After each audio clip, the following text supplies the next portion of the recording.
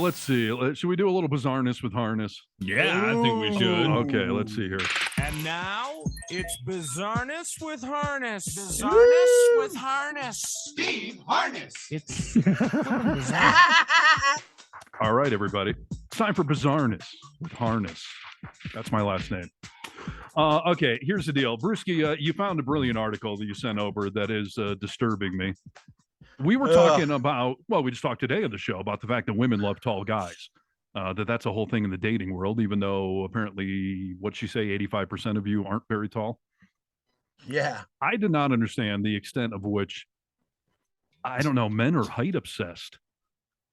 And how? And you wonder why, if it all has to do with women or. I think it all starts there, yes. I sit at a 5'10", which is just, I suppose, average, right? Yes. Average height. And I've never been self-conscious about my height at all. And I'm thinking that, I don't know, how tall are you, Brewski? I'm 5'10", 5'11", thereabouts, whatever. But same height as you, yeah. Do you think you would have to be at 5'6" or 7"? Would you be self-conscious? It's tough to say because I've never lived in that environment where I'm at that height. So I'd like to say that given my personality that I wouldn't feel self-conscious, but I don't know because I've never been in that situation as an adult male. Yeah. Maybe as like a teenager, but not as an adult male. And I'll tell you. Go ahead, Nick. Steve. Well, I was going to say, this is a good example of privilege because I've never, ever once thought about this. And I'm 6'2", so I don't have to think about it. So it's a good example of privilege. But when I started dating a few years ago, I had so many women tell me, like, oh my gosh, the fact that you're tall is so amazing. And I never even thought about it once. And what do you want to say, Nick? Because then I'll read this article so everyone knows what we're talking about here. I was just going to say that, I have my shortcomings of my hair is thinning at my age on top. And I don't know. I would rather it not be thin, but I haven't done anything about it. And the story you're about to tell is quite freaking drastic. Right. Isn't it scary as hell? All right. So let me just read some excerpts from this because I had never heard of this. A Las Vegas cosmetic surgeon who specializes in leg lengthening procedures that can extend people's height by 3 to 6 inches told GQ magazine that many of his patients are tech workers. Kevin Dershberg, founder of Limblast X Institute in 2016, and the clinic's business has been booming during the pandemic. Here's how it works. The doctor breaks the patient's femurs, meaning your legs, or thigh bones, and inserts metal nails into them that can be adjusted. The nails are extended a tiny bit every day for 3 months with a magnetic remote control. It can take months to slowly lengthen the bones and for the legs to heal. One software engineer told GQ that he spent the first 3 months after his surgery alone in his apartment and ordered delivery. And in that time, he went from 5'6" to 5'9". The procedure cost anywhere from $70,000 up to $150,000.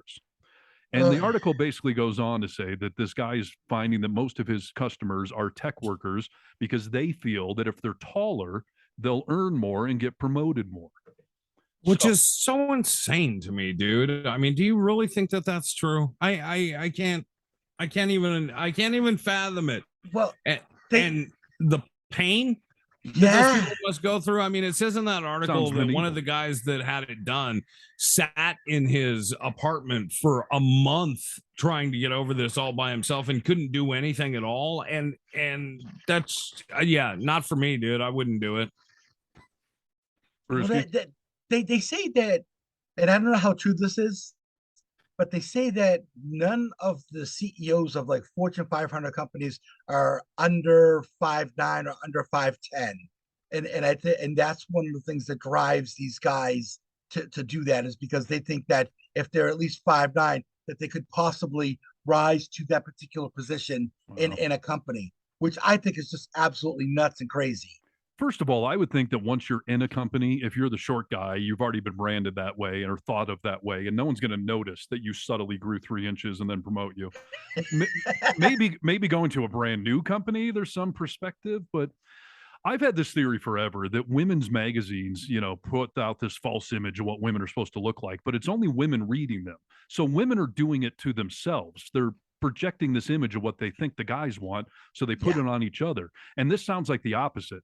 Men in companies that, are so obsessed with women wanting them to be tall that they assume they put it on each other, that you're not tall enough, so you're not powerful enough, and I shouldn't listen to you because women don't want you because you're not tall. Yes. Yeah, I agree. I think it's all put on yourself. I mean, I think it's all a state of mind, to be honest with you. If I'm a short dude and I'm good at business, if that's what I want to get into, like self-deprecation in humor goes a long way, and the self-acknowledgement of who you are and what your strengths and weaknesses are. Right. It's the guys I feel like that are putting in shoe wedges to try and be taller. Like it's a bit pathetic, and maybe I speak from privilege. I don't know, but I think that you're projecting that lack of self-confidence on your end. You don't feel tall, so you're projecting that, and maybe that's why you're not getting the promotion, because you're projecting some sort of inferiority.